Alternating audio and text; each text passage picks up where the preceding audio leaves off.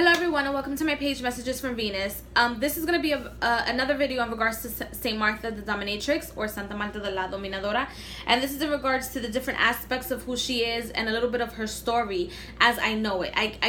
Each avatar has a different story, but before that I'm going to give you guys a disclaimer, because I know a lot of people get offended when people that are not baptized, I'm not baptized, talks about having wisdom in regards to spirits and entities they've had to pay money to get connected to, as opposed to having a natural or just have nature work with their wisdom or their intuition. So I apologize for those of you that feel offended beforehand, but this is my story and I have to tell it like it is, and this is this information that I have been provided with from the deity Santa Marta the dominatrix. So I made another video in regards to her offerings, so if you want to see a video in regards to her offerings, you guys can go ahead check that out. But this video is in regards to letting you guys know that she does have many avatars, just like many orishas, many Yoruba, many deities in the 21 divisions, many deities in Ifa, even demons, or different legions of spirits. Even guardian angels, even your archangels have different avatars, because in essence when you work with archangels you're working with a god in his many avatars. That is what you're doing. Hello earth to you, but that is what you're doing. But I guess I'll make another video about that anyway. Oh, let me write that down. Archangels. Because you guys are crazy. You guys are like, I don't know. I don't work with witchcraft. Bitch, bye. Alright. Anyway. If you see me looking this way, it's because I have workings and I have to watch them as I'm talking. And I have to make sure that the house doesn't burn down, right? Because it's the working that I'm doing is strong.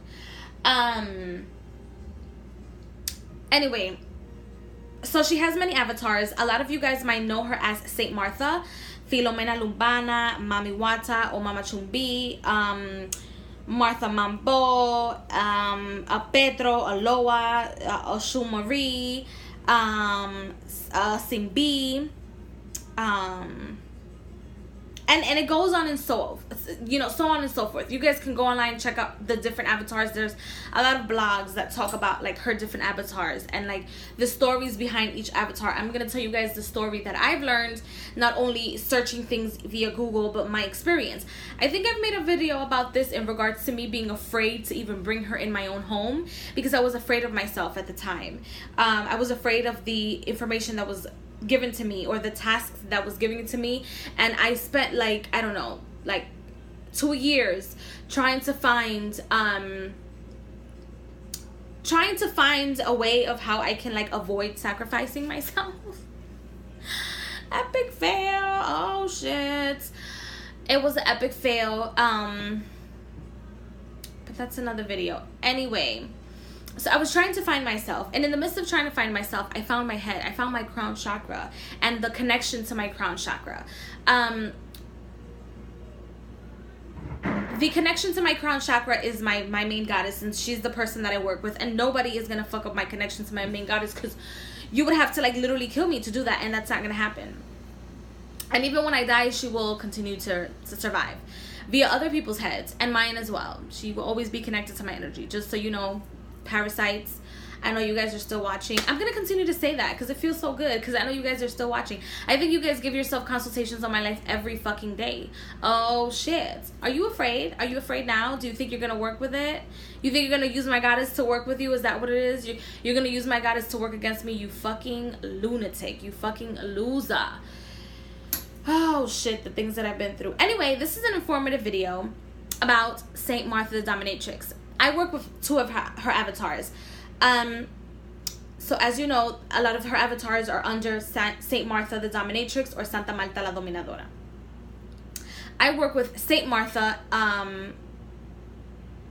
that is mentioned in the Bible. as someone who dominated the dragon and who saved the village of death. And all she had was like her Bible, her holy water, and she saved the village. Okay, cool. That was the little nice story they fed to you. Also a disclaimer for you guys, know that I'm very sarcastic, and that some of these stories I myself do not believe, because they have hidden messages. They're like metaphors, and there's other things in between the lines that they're telling you, but they're really not telling you. It's what they don't tell you that is the truth. Okay, so that was the story they gave you guys in regards to Saint Martha. And then I have Santa Martha the dominatrix, the one that has the baby at the bottom of her feet. Not all of the avatars have the baby at the bottom of her feet. Saint Martha that has the baby in the bottom of her feet, to me, is like Mami Wata. So she is has a lot to do with the story of Adam and Eve. You're not gonna find this in any story. I haven't found this in any book. You're not gonna find this, like, I don't know, maybe they'll tell you this when you get baptized, but this is my inner knowledge. This is my gnosis. So she has a lot to do with the snake in the Garden of Eden, and she has a lot to do with the story of the book of Genesis and how we were created, which has a lot to do with Adam and Eve. The snake is a symbol of wisdom. So when you see her and you see the snake, don't be afraid of the snake. The snake is the power behind the veil. It is the high priestess in its original form, in non-human form. Mami Wata, I'm gonna say Mami Wata because I feel like that's the name that like connects me more to who she really is, right? She is the creator of the heavens as we know it, and she is the force behind the universe.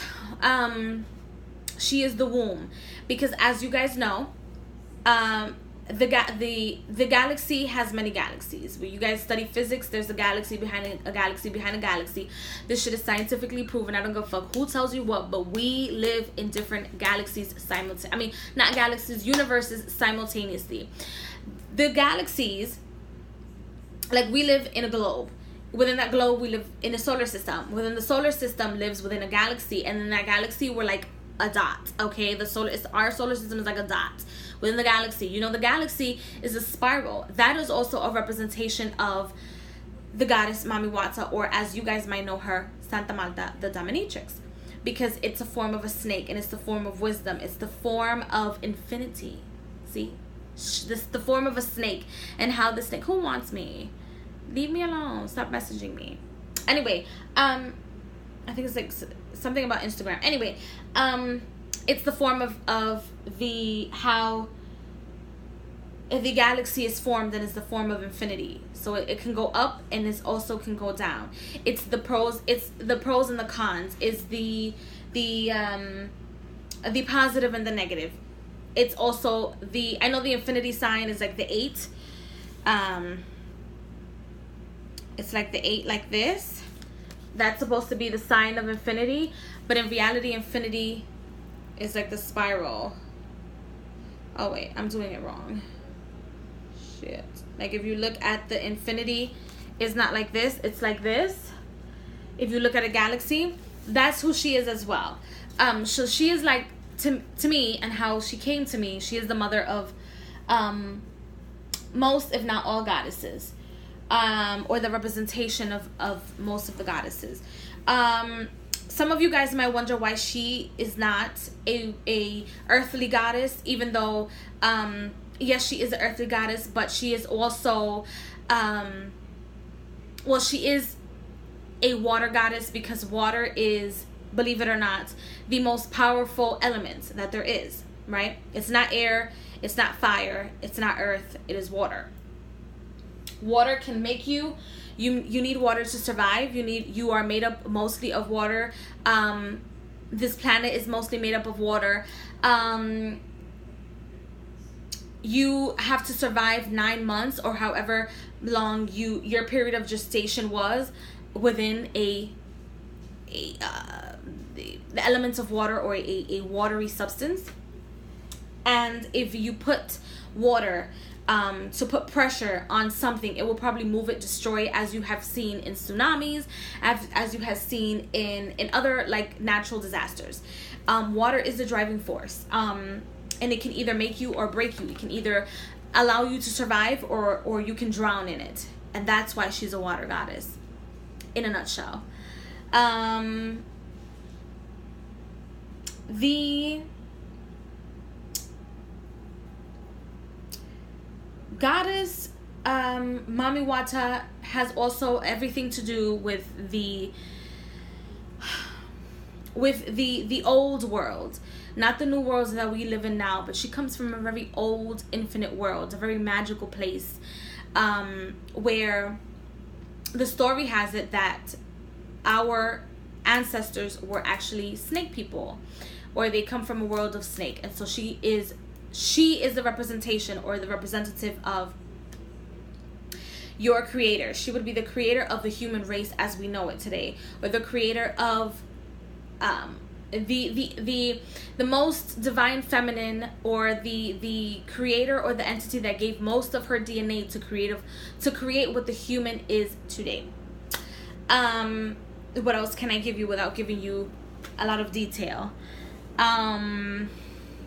She also is the virgin, as they also speak of Isis or Osset as the virgin. She is also the virgin because she can shed her skin and reproduce herself and reproduce her children time and time again. Back to, let's talk about a little bit of the symbol of wisdom. Why is she the symbol of wisdom?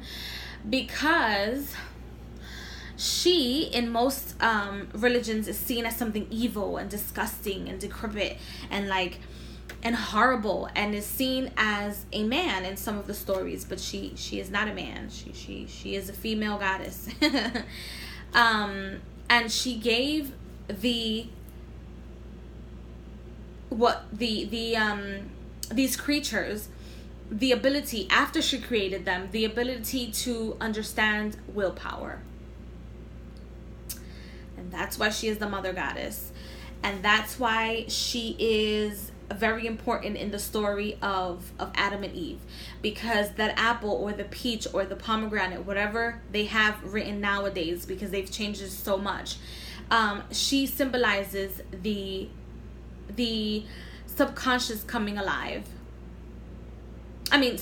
She created what was the subconscious and the conscious coming alive within itself to create the divine child, or to create the children, or to create the bloodline, to create the sacred bloodline through the child. She created the original Trinity. So she created the divine feminine, the divine masculine came together and created consciousness, and created the third eye. And without the third eye, you cannot see the crown. And the crown is right here. Your crown chakra, your halo is the crown. I'm trying not to give you guys a lot of information, but I hope everything that I'm saying makes sense to you guys in regards to who she is and where she comes from. Now, her association with death. Her association with death as a snake goddess is because when whoever can give you life can take life away from you, has the ability to take life away, because they have access to your DNA. That's the old saying of some Spanish people are like, yo soy tu madre, yo te di la vida, yo te la puedo quitar. Yo soy tu padre, yo te di la vida, yo te la puedo quitar. That's what Spanish people say. And so in English, it's like, I'm your mother, I gave you life, I can take it away. I'm your father, I gave you life, I can take it away, because they gave their DNA to create you. And so in essence, if they can fuck themselves over or kill themselves, they can also kill you in various ways, not just physically. Because they are your crown chakra. They are your connection to the higher realms as well. And they're your connection also to your ancestors. They're your original blueprints are your parents. Of course, some people don't like their parents. Some people like their parents. That's a separate video. It's a separate story. However, she is the connection to death, because in reality, the death are what's considered death or people that have passed away are those who are actually alive. We are dying. We are in the physical realm, but we are getting older. We are dying. We're going back to life. And because she is the giver of life, she also has to preserve the essence of life, which is death. So for you to be able to live, you have to die. If I want to reincarnate, I would have to die. I would have to die in this life and then reincarnate. So that's why she is also a powerful deity, because a lot of people talk about her in a very like ridiculous way, and I'm gonna do a separate video in regards to like what people, you know, how people use her and how they use her and why they use her in that manner. It's going to be in a separate video, but this video is in regards to information about who she is and information in regards to her. Now when you work with her, it's very important that you know which avatar you're working with. So try to look up, like, if you're not baptized. If you're baptized, they're going to let you know who the avatar is that is your mother. But if you're not baptized, I'm sorry I keep looking this way, but again, I have these like workings. Excuse me. But if you're not baptized like me, you would have to like pinpoint and see and like open the doors for her so that she can guide you and let you know exactly who she is. And so the teacher reveals herself to you, to the students, because now you're ready to learn who she is. It's important that when you are giving offerings to her and you're going to work with her, and the reasons why you're going to work with her, you're doing it with respect and with an actual purpose. She doesn't like to be played with. She doesn't like to play around. She's very serious. Even if she laughs a lot, or some people say she has a malevolent laugh, she has a laugh of victory. She has a laugh of being victorious in all her workings, and not allowing her children to die off. Giving herself as a sacrifice if that's what it takes to make sure that her DNA lives on forever and that her knowledge lives on forever.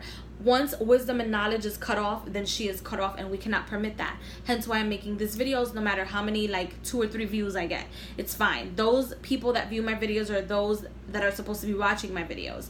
And if you can, share the love so that other people can watch the videos as well. But that's mainly the story behind it. There's people that say, you know, Saint Martha the dominatrix was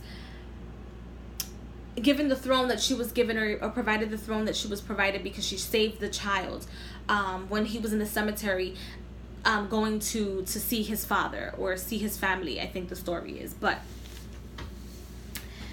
in reality, I'll tell you what I feel that story is all about.